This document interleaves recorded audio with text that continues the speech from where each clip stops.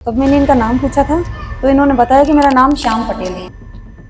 और उसके बाद में इसने मुझे परेशान करने लग गया कि अब तू है ना नमाज पढ़ना शुरू कर, नहीं तो तेरी बेटी को मार डालूंगा, तेरी बेटे को मार डालूंगा। शाहनवाज पटेल और उनके पिता सलीम पटेल दोनों कार में ले गए मेरे को और कहीं गांव खेड़े में जाके मेरी खतना करवा दी। और वो वहाँ पे ला इलाहा इल्लल्लाह मुहम्मद रसूल अल्लाह ये सब पढ़ा देते हैं और बोलते थे कि मुसलमान बनोगे ना तो आप जन्नती बनोगे। तो अभी जो प्रेग्नेंट हुई ना उसके पहले 4-5 बार इसने मेरा ऑपरेशन करवाया था। ये बात है 2015-16 की। हम जब हमारे वहाँ गए थे गाँव में, उस वक्त में इसने मेरी बेटी के साथ वेट टच वगैरह किया था, तो वो मेरी बेटी ने डर के मारे बताया नहीं, उसको भी जान से मारने की धमकी थी। वही धोखा, वही एक कट्टरपंथी विचार, वही फरेब और एक बार फिर बर्बाद हुई जिंदगियां। इस कहानी में नया कुछ भी नहीं है। ये कहानी एक महिला की है जिसने अपना परिवार खो दिया। ये कहानी एक बच्चे की है जो 15 साल की छोटी उम्र में अपना धर्म और अपनी मां का सम्मान बचाने लड़ रहा है। ये कहानी इंदौर की है। मैं अकेले रहती, मेरे बच्चे रहते थे, मेरे बच्चे स्कूल ट्यूशन जब जाते, फिर इसका घर भी आना जाना शुरू हो गया था। उसके बाद में इसने ये बोला कि मैं शादी तुमसे करूँगा, क्योंकि मेरा डिवोर्स हो चुका था। तो मैं भी काफ़ी परेशान थी, लेकिन ये ऐसा लगा कि चलो ठीक है, अच्छा है बंदा, ठीक है, केयरिंग कर रहा है अपना। जब अकेली महिला अपने बच्चों को पालने और घर चलाने के लिए संघर्ष कर रही थी, तब एक गिद्ध की नजर उस पर पड़ी। हमने लव जिहाद के बाकी मामलों में भी देखा है कि कैसे लव जिहाद के लिए ऐसी महिलाओं और लड़कियों को टारगेट किया जाता है जो आर्थिक या सामाजिक रूप से मजबूत नहीं होती। मैं जहाँ जॉब कर रही थी वहाँ पे कुछ काम के सिलसिले में आया था शाहनवाज, कुछ काम के सिलसिले में आया था और उसी सिलसिले में नंबर आदान प्रदान किया था इसने। तब मैंने इनका नाम पूछा था तो इन्होंने बताया कि मेरा नाम श्याम पटेल है, श्याम बताया। तो फिर मैंने इसके नंबर सेव कर लिए श्याम नाम से। काम के सिलसिले में इसके फ़ोन आते रहे, कुछ नगर निगम के काम या कुछ ऐसे कुछ काम रहते तो इसके फ़ोन आते। ठीक है, बातचीत होने लगी। बातचीत में फिर बोले कि चलो अपने इंडियन कॉफ़ी हाउस में कॉफ़ी पी लें। ये बात है 2015-16 की। तो फिर इंडियन कॉफ़ी हाउस में हम लोग चाय पानी पी लेते थे। फिर ऐसे हमारी फ्रेंडशिप हो गई। फ्रेंडशिप होते होते और बात आगे तक बढ़ी।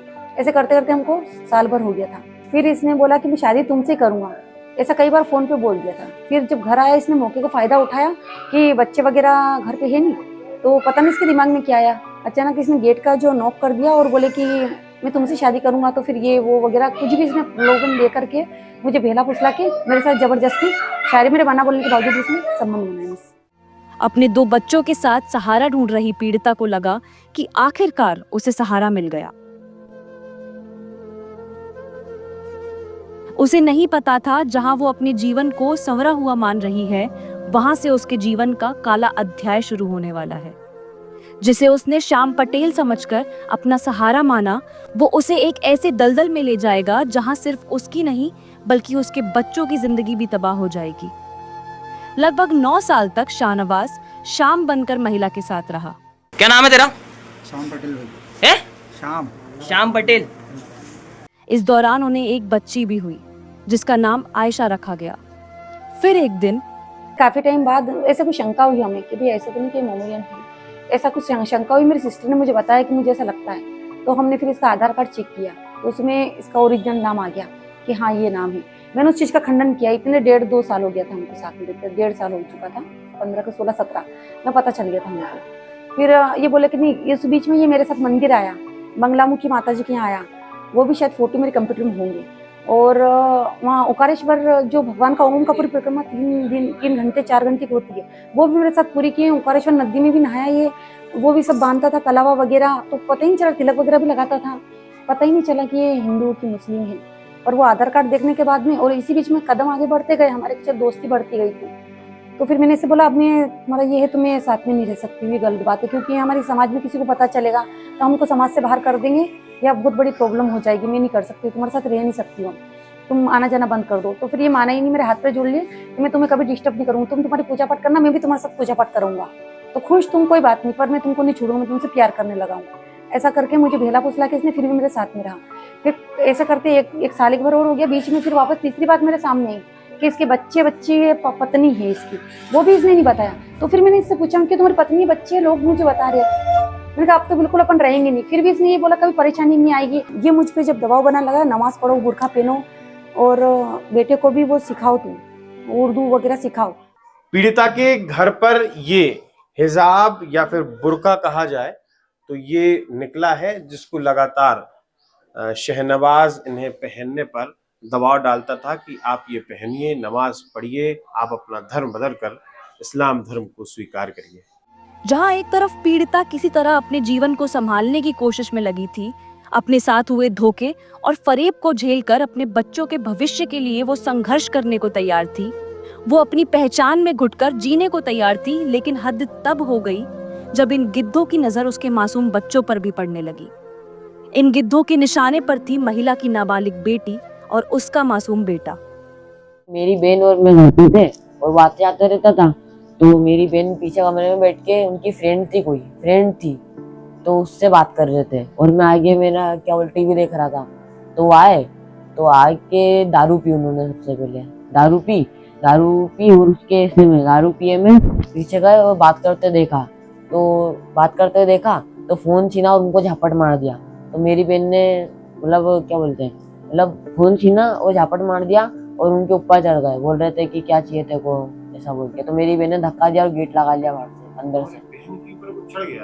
हाँ, तो मेरी बहन ने उनको धक्का दिया और उनको बाहर धक्का देके गेट लगा दिया अंदर। जब उसने अपनी बेटी को बचाने के लिए विरोध किया तो उसे जवाब मिला। अभी मैं वहाँ गई थी ओंकारेश्वर, तो वहाँ भी जाने से मेरी बिटिया को नहीं ले जाते थे। अब बेटिया को मैं आलिमा बनूंगा, उस बात को लेकर के मैंने खतरनाक लड़ाई करी कि अब तो मैं इस पार या उस पार होंगी, भले कुछ भी हो जाए, जैसे तैसे। फिर मैंने, और मुझे इतनी अश्लील गालियाँ देता, अब मैं बता ही नहीं सकती कैमरे पे कि किस तरह की गालियाँ। अब आप समझ सकते हो किस तरह की ये लोग गालियाँ देते हैं, किस लिहाज में बात करते हैं ये लोग। और इसके पापा तक भी किस लिहाज में बात किया मुझसे, और किस तरीके से उनने भी प्रेशर दिया मुझे कि तुम्हें ना ये धर्म अपना लो, जन्नती हो जाओगी। हमारे इसमें तो ऐसा रिवाज है भैया, केवल 10 शादी भी कर लो ना तो कबूल हो जाती है और अल्लाह खुश रहता है। कितने भी बच्चे भले पैदा कर लो तो खुश रहता है। हम जब हमारे वहाँ गए थे गाँव में, कुछ प्रॉपर्टी का मैटर चल रहा था, उस वक्त में इसने मेरी बेटी के साथ कुछ हरकत की थी, ऐसे हाथ कुछ टच किया था, बेड टच वगैरह किया था। तो वो मेरी बेटी ने डर के मारे बताया नहीं, उसको भी जान से मारने की धमकी थी कि तेरी माँ को तेरे को मार डालूंगा। तो उसने बताया नहीं, उसने जब भी उसको बेड टच वगैरह किया था। महिला इस सदमे से उभरने की कोशिश में लगी ही थी कि अब शाहनवाज के निशाने पर महिला का बेटा आ गया। मदरसे के लिए उन्होंने, मेरा युवराज गुजर नाम था, उसमें से नाम बदल के मेरा युवराज पटेल करवा दिया और मदरसे में ईशान नाम करवा दिया मेरा। मदरसे वालों ने भी कुछ रोक टोक नहीं करी कि इसका नाम ऐसा है तो क्यों। और मदरसे में बहुत वो पाबंदी करते थे, बाहर भी अच्छे से जाने नहीं देते थे और वहाँ बस एक ही एक चीज़ पढ़ी करते थे। और वहाँ पे अपने हिंदू के जो मूर्ति रहती है भगवानों की, उनको बोलते थे भूतों ने, और बुरैया करते थे बहुत। इसको ना जलन वगैरह हो रही थी यूरिन में, तो मैंने अस्पताल भेजा था उसको कि तुम इसको अस्पताल ले जाके दिखा लो, इसको जलन हो रही यूरिन में। तो वो उसकी जगह वो खतना ही करा के ले आया, बोले कि ये तो वो इन्फेक्शन था।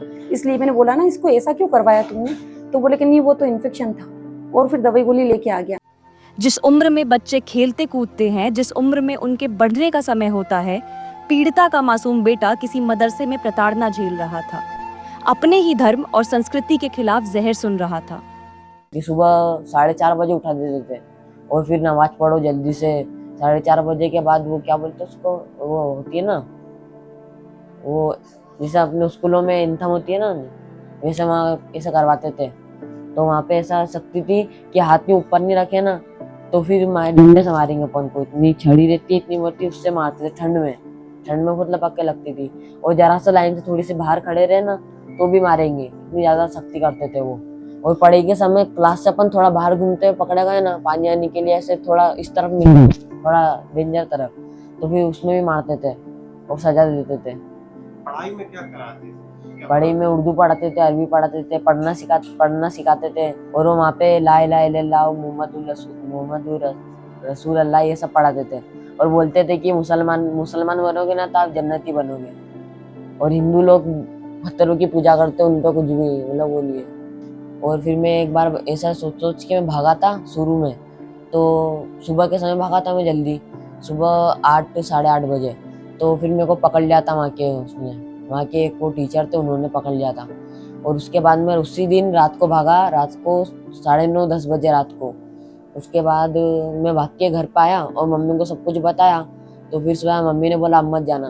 फिर अगले दिन वो वापस आया, शाहनवाज पटेल वापस आया और मेरे को एक डंडा है उससे मारा, और उससे मेरे को मारा और बोला कि तू मदरसे से भाग के आया, मेरी इज्जत लजवा दी, ऐसा सब बोल के। और फिर मम्मी बीच में ही मेरे को बचाने के लिए कि इसको मत मारो, मेरा बेटा है। तो फिर मम्मी को भी मारा उन्होंने, मम्मी को भी मारा। उसके बाद मेरे को बोल रहे थे कि चल तू तेरा सामान पैक कर वापस जा मदरसे में। तो फिर मैं घर से थोड़े टाइम के लिए भागा। जैसे ही वो गया वापस मम्मी के पास आया और मम्मी को बोला मम्मी देखो वो मेरे को ज़बरदस्ती भेज रहे।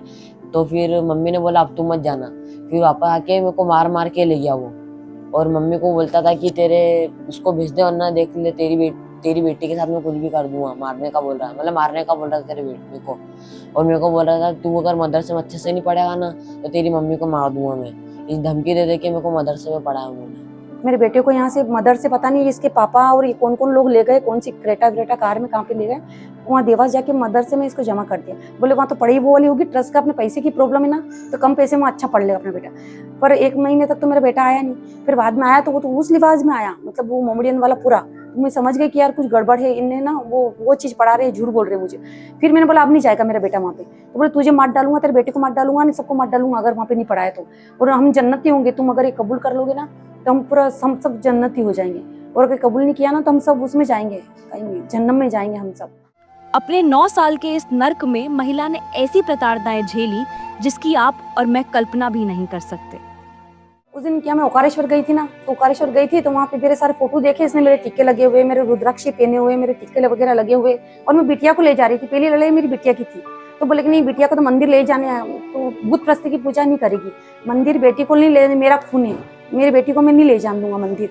तो इसने यहाँ छीना छपटी करी और वाकई में नहीं ले जान दिया, छीन के मुझसे लेके और चला गया, और मुझे बहुत गंदी गंदी गाली देते देते गया, पूरे मोहल्ले वाले ने सुना। फिर ठीक है, उसके बाद में वही बात से हमारा डिस्कस चल ही रहा। तो फिर उसके बाद में यहाँ पे आया, फिर यहाँ बाहर आके गाली देने लग गया वो। मेरी ये 4 व्हीलर भी उसके पास थी, 4 व्हीलर भी मैंने बुलवाई तो उसको और ज्यादा मिर्ची लगी। तो गंदी गंदी गल के ये तो है ना भूत भ्रष्टी पूजा करते हैं, अब साधु साधु बन गए हैं, अब ऐसा हो गया है वैसा हो गया है, ऐसा करके मतलब मुझे अनशन ताने मारे उसने, और मुझे अनशन गालियां दी। फिर भी मैंने इनके पिताजी तक खबर भेजी कि आओ और अपने बेटे का थोड़ा देख लो, तो मैं पुलिस कंप्लेन वगैरह करूंगी, कुछ भी करूंगी भी, लेकिन है ना आप अपने बेटे को या तो सुधार लो, ले जाओ, मुझे नहीं चाहिए, मुझे रहना ही नहीं अब इसके साथ जीवन में कभी। तो इसका बाप इनके पिताजी तो बोले कि नहीं ऐसे ही रहना पड़ेगा तुमको इसके साथ में, और ये धर्म भी अपनाना पड़ेगा। आरोपी को लेकर प्रशासन का रवैया भी नर्म है। आरोपी पूरे समय हाथ में कलावा, समय समय पर तिलक लगाकर भी घूमता था। दरअसल शाहनवाज की कई तस्वीरें ऐसी भी हैं जिनसे उसकी और पुलिस प्रशासन की नजदीकियां नजर आती हैं। इसने बोल भी दिया कि मेरे बाप के पास तो हकीकत में कई बार इसकी रिकॉर्डिंग भी है मेरे पास, कि 16 लाख 15 लाख रुपए देके मेरा बाप तो मेरे को वैसे ही छुड़वा लेगा। तो मैं डर के मारे कहीं मैंने किसी का सपोर्ट नहीं लिया, नहीं पुलिस का लिया। 1-2 बार मैंने बोला था देखो मैं या तो पुलिस को कंप्लेन करूंगी, या तो तुम मुझे परेशान मत करो और मेरे बेटे को हमको हमारे साथ मारपीट मत करो तुम, लेकिन फिर भी ये नहीं समझा, नहीं माना। आखिर में महिला का बेटा ही उसका सहारा बना। बेटे ने अपनी मां के साथ होते दुर्व्यवहार को स्वीकार करने से मना कर दिया। उसने क्षेत्र के हिंदू संगठनों से संपर्क किया और अपनी मां की कहानी बताई। जैसे ही रोते रोते वो बालक का कॉल आया था हमारे पास, तो हम तुरंत समाज के युवाओं के साथ में यहाँ पर आए और देखा कि उसको शाहनवाज जो शाम बनकर घूम रहा था, वो युवक बच्चे बालक को और युवती को, जो उसकी माताजी थे, उनको डंडे से पीट रहा था और प्रताड़ित कर रहा था उनको। तो हमने उन्हें बचाया और उनसे पूरी पूछताछ की। जैसे कि शाहनवाज से हमने उसका नाम पूछा तो उसने हमें श्याम पटेल नाम बताया है, जो कि उससे आधार कार्ड मांगा तो बोले मेरे पास आधार कार्ड नहीं है, मेरे आधार कार्ड में लेके नहीं घूमता हूँ। तो उससे पूछा कि तेरी कुछ आईडी बता दे जिससे तो प्रूफ हो जाए कि श्याम तू हिंदू है या मुस्लिम है। तो उसने बताया कि जैसे कि मेरा बोले आधार कार्ड भी नहीं है और मैं हिंदू हूँ। क्या नाम है तेरा? श्याम पटेल भैया। है श्याम पटेल। बालक ने हमको बताया कि ऐसी ऐसी चीजें भैया, और इतने दिन से मम्मी को भी प्रताड़ित कर कर मम्मी के साथ इतनी सारी चीजें करता है। मेरे बहन जो यहाँ पर रहती थी साथ में, वो भी इसलिए यहाँ से गई है क्योंकि उसके साथ में भी इसने गलत नियत से उसको उसके ऊपर शारीरिक संबंध बनाने की कोशिश की थी। आप समझ सकते हैं कि किस प्रकार से जिहादी मानसिकता का षड्यंत्र मध्य प्रदेश की आर्थिक राजधानी इंदौर को पूरी तरह से जकड़े हुए हैं। कभी जिहादी अपनी पहचान छिपाकर शूटिंग एकेडमी के बहाने हिंदू युवतियों को शिकार बनाते हैं, कभी तलाकशुदा महिलाओं को धर्म छुपाकर अपने चंगुल में फंसाते हैं, कभी नाबालिग छोटे छोटे बच्चों का खतना करा देते हैं, कभी लव जिहाद के लिए फंडिंग होती है। इस प्रकार के तमाम मामले आपको इंदौर से देखने मिल रहे हैं। आपकी क्या राय है और किस प्रकार से पुलिस प्रशासन इन सारे मामलों को लेकर सजग है, आप हमारे कमेंट बॉक्स में बता सकते हैं।